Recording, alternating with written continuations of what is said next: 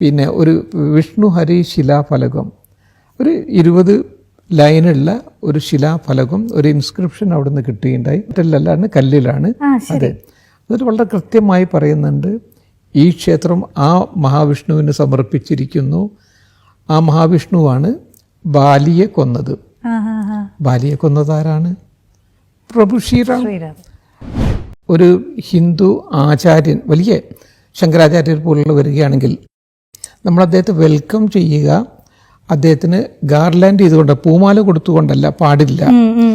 Shawl കൊടുക്കാനും പാടില്ല. അദ്ദേഹത്തിന് പൂർണ്ണ കലശം, പൂർണ്ണ കുംഭം, അത് മംഗള കലശ എന്ന് പറയും, 3 പേരിൽ പറയും. ആ മംഗള കലശവും കൊടുത്തുകൊണ്ടാണ് നമ്മൾ എന്നും സ്വീകരിക്കുക. അപ്പൊ അത് കൊത്തിവെച്ചിട്ടുണ്ടായിരുന്നു. വളരെ സൂക്ഷ്മമായിട്ടാണ് ഇത് നടത്തുന്നത്. കാരണം എന്തെങ്കിലും നഷ്ടപ്പെട്ടു പോയാൽ നഷ്ടപ്പെട്ടു, ഇറ്റ് ഈസ് ഫോർ എവർ. വളരെ സോഫ്റ്റായിട്ട്. അപ്പോൾ അതിനിപ്പം ഈ തൂണുകൾക്ക് നിൽക്കാൻ വേണ്ടിയുള്ള ഇത് കെ മുഹമ്മദ്. അദ്ദേഹം ഇപ്പോൾ വളരെയധികം പ്രശസ്തനാണ്. അദ്ദേഹത്തിന്റെ വാക്കുകൾ ചർച്ചാ വിഷയമാവുന്ന അവസരം കൂടിയാണ്.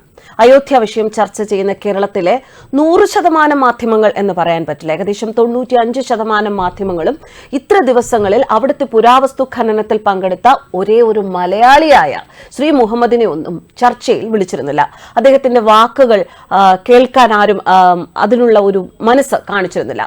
അത് എന്തുകൊണ്ടാണെന്ന് അദ്ദേഹത്തിന്റെ ഈ വാക്കുകളിൽ നിന്ന് ആർക്കും മനസ്സിലാകും. കേരളത്തിൽ ഇവിടുത്തെ മാധ്യമങ്ങൾ ഭാരതത്തിൽ ആക്രമിച്ചു കയറിപ്പറ്റിയ ബാബർ എന്ന മുഗളനെ ഇത്ര കാലവുമായി ഉണ്ടാക്കിയ ചില നറേറ്റീവ്സ് അത് പൊളിയും എന്ന ഭയം തന്നെയാണ് അതിനു പിന്നിൽ എന്ന ആരോപണങ്ങൾ വളരെയധികം ശക്തമാവുമ്പോഴാണ് ഇദ്ദേഹത്തിന്റെ വാക്കുകൾ ശ്രദ്ധിക്കേണ്ടതും ആ വാക്കുകളിന് പിന്നിലുള്ള സത്യാവസ്ഥ എന്താണ് എന്ന് ഓരോരുത്തരും മനസ്സിലാക്കേണ്ടതും. രാമക്ഷേത്രം ഉയരുമ്പോൾ പലതരത്തിലുള്ള വിമർശനങ്ങൾ ശക്തമാണ്. രാമനെ ആരാധിക്കുന്നവർ, രാമനെ ബഹുമാനിക്കുന്നവരൊക്കെ പ്രതിഷേധിക്കുന്നുണ്ട്. കാരണം അവർ പറയുന്നത് ഒരു മുസ്ലിം പള്ളി പൊളിച്ചിട്ട് അവിടെ പണിയുന്ന ഒരു ക്ഷേത്രം, ആ ക്ഷേത്രത്തിൽ രാമനെ പ്രതിഷ്ഠിക്കുന്നതിനെതിരെയാണ് തങ്ങളുടെ വിമർശനങ്ങൾ എന്നാണ് അവർ പറയുന്നത്. അവിടെ നേരത്തെ ക്ഷേത്രം ഉണ്ടായിരുന്നു എന്നത് ചിലരുടെ സൃഷ്ടിയല്ലേ എന്ന അഭിപ്രായങ്ങൾ ഉയരുമ്പോഴാണ് പുരാവസ്തു ഗവേഷകനായ കെ മുഹമ്മദും അദ്ദേഹത്തിന്റെ വാക്കുകളും ഇങ്ങനെ ആരോപണം ഉന്നയിക്കുന്നവർ കേൾക്കേണ്ടത്. എന്താണ് ക്ഷേത്രം ഉണ്ടായിരുന്നു എന്നതിന് തെളിവുകൾ അദ്ദേഹത്തിന്റെ ഈ സംഭാഷണ മധ്യേ അക്കമിട്ട് നിരത്തുന്നുണ്ട്. അതിൽ അദ്ദേഹം പറയുന്നത് പ്രധാനമായും അവിടുത്തെ തൂണുകളെ കുറിച്ചാണ്. പള്ളിയുടെ തൂണുകൾ ക്ഷേത്ര തൂണുകളായിരുന്നു എന്ന് പറയുമ്പോൾ അതെങ്ങനെ അറിയും? എല്ലാ തൂണുകളും ഒരുപോലെ അല്ലേ എന്ന് ചോദിക്കുന്നവരോട് അദ്ദേഹത്തിന്റെ മറുപടി ഇങ്ങനെയാണ്. ശരിക്കും ചരിത്ര ഗവേഷകന്മാർ അതിന് പ്രാവീണ്യം സിദ്ധിച്ചവരാണ്. എത്രമാത്രം പഴക്കമുണ്ട് ഈ നിർമ്മിതിക്ക് എന്ന് തിരിച്ചറിയാൻ അവരെ പരിശീലിപ്പിച്ചിട്ടുണ്ട് എന്ന് തന്നെയാണ് അദ്ദേഹത്തിന്റെ വാക്കുകൾ.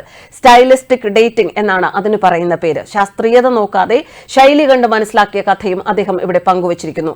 പൂർണ്ണകലശം കൊത്തിയ തൂണുകൾ അത് അഷ്ടമംഗല ചിഹ്നമാണ്. ഹിന്ദുമതത്തിന്റെ ഒരു ആചാരനെ ഇന്നും ഹിന്ദു സമൂഹം സ്വീകരിക്കുന്നത് ഹാരാർപ്പണം നടത്തിയോ പട്ടുപുതപ്പിച്ചോ അല്ല, എന്നാൽ പൂർണ്ണ കലശം, പൂർണ്ണ കുംഭം, മംഗള കലശം ഇതൊക്കെ നൽകിയാണ് സ്വീകരിക്കുക. അങ്ങനെ ഒറ്റ നോട്ടത്തിൽ പൂർണ്ണകലശ സാന്നിധ്യം കൊണ്ട് തന്നെ അതൊരു ക്ഷേത്രമാണ് എന്ന് ഉറപ്പിച്ചു. ദേവീദേവന്മാരുടെ ചിത്രങ്ങൾ തൂണുകൾ നിൽക്കാൻ വേണ്ടി ശാസ്ത്രീയമായി ഉത്ഖനനം നടത്തിയപ്പോൾ തൂണുകൾ നിൽക്കാനായുള്ള ബ്രിക്ക് പ്ലാറ്റ്ഫോം, മൺപാത്രങ്ങൾ കൊണ്ടുള്ള പ്രതിമകൾ ഇതൊന്നും ഒരു മുസ്ലിം പള്ളിയിൽ നിന്നും കിട്ടുകയില്ല. കിട്ടുമോ എന്നാണ് അദ്ദേഹത്തിന്റെ ചോദ്യം. ഈ തെളിവുകളുടെ അടിസ്ഥാനത്തിലാണ് ക്ഷേത്രം അവിടെ ഉണ്ടായിരുന്നു എന്ന് ഉറപ്പിച്ചത്. മറ്റൊന്നുകൂടി അദ്ദേഹം പറയുന്നുണ്ട്, കൂടെ ഉണ്ടായിരുന്ന കമ്മ്യൂണിസ്റ്റ് ചരിത്രകാരന്മാർ ആണ് അവിടെ എല്ലാം മറച്ചുവെച്ചത്. ഇത് കേൾക്കുമ്പോൾ പലർക്കും നോവും അമർഷവും ഉണ്ടാവും. അയോധ്യയിൽ ചരിത്രകാരൻ ബി ലാലന്റെ നേതൃത്വത്തിൽ ഖനനം ചെയ്തപ്പോൾ കിട്ടിയ 12 തൂണുകൾ ക്ഷേത്രത്തിന്റേതായിരുന്നു എന്നാണ് കെ മുഹമ്മദ് പറഞ്ഞിട്ടുള്ളത്. റോമില താപ്പർ പോലുള്ള കമ്മ്യൂണിസ്റ്റ് പക്ഷത്തുള്ള ചരിത്ര വിദഗ്ധർ ഹിന്ദു ക്ഷേത്രത്തിനെതിരായ നിലപാടെടുത്ത് എഴുതിക്കൊണ്ടിരുന്നു. എന്നാൽ തൂണുകൾ മാത്രമല്ല, ബാബറി മസ്ജിദ് ക്ഷേത്രമായിരുന്നു എന്ന് തെളിയിക്കുന്ന ധാരാളം തെളിവുകൾ വേറെയും ഉണ്ട് എന്ന് അവകാശപ്പെട്ട് ബി ലാൽ രംഗത്ത് വന്നു. കെ മുഹമ്മദിന്റെ വാക്കുകളാണ്. മൂത്തപ്പോൾ ഇനിയൊരു ഖനനം കൂടി നടത്തിക്കൂടെ എന്ന് ശിലാലേഖ വിദഗ്ധനായ മഹാദേവനെ പോലെയുള്ളവർ നിർദ്ദേശിച്ചു. 2003 വീണ്ടും ഖനനം. നേരത്തെ കിട്ടിയ 12 തൂണുകൾക്ക് പുറമെ മറ്റൊരു 50 തൂണുകൾ കൂടി. അതിനർത്ഥം അതൊരു മഹാക്ഷേത്രമായിരുന്നു എന്നാണ്. അതുപോലെ അവിടെ മകരപ്രണാളിയും കിട്ടി. മുതലയുടെ മുഖമുള്ള പ്രണാളി അവിടെ നിന്ന് കിട്ടി. 263 ബിംബങ്ങൾ കിട്ടി. ഒരു മുസ്ലിം പള്ളിയാണെങ്കിൽ ഇതൊന്നും കിട്ടില്ല. കാരണം മുസ്ലിങ്ങൾ ബിംബ ആരാധനയ്ക്ക് എതിരാണ്. ന്യൂസ് ഡെസ്ക് കർമ്മ ന്യൂസ്.